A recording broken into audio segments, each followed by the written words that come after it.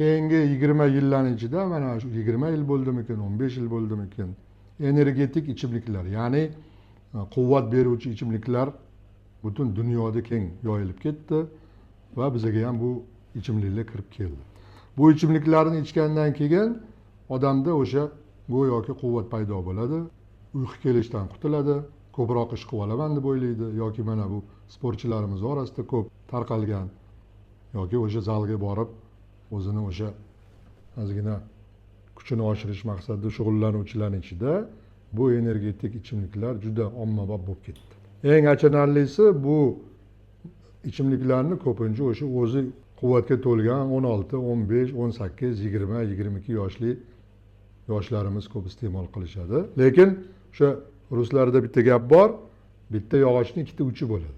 Energetik o'sha ichimliklarni agar tarkibini qarasak, u yerda o'sha kofein moddasini ichishadi.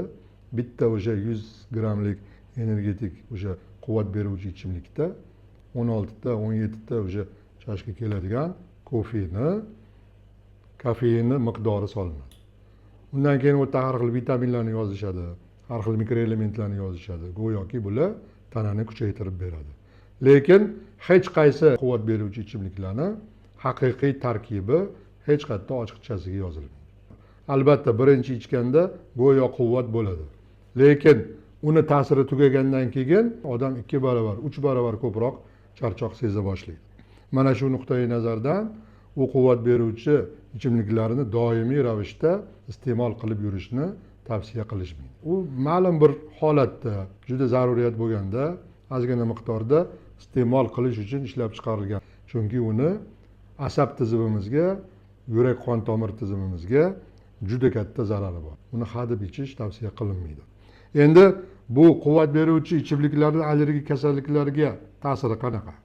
Buni ichgandan keyin teridagi allergik holatlar kuchayishi mumkin. Burundagi o'sha allergik rinitlar kuchayishi mumkin. Allergik rinitni bronxal astmaga o'tib ketish ehtimoli ko'payishi mumkin.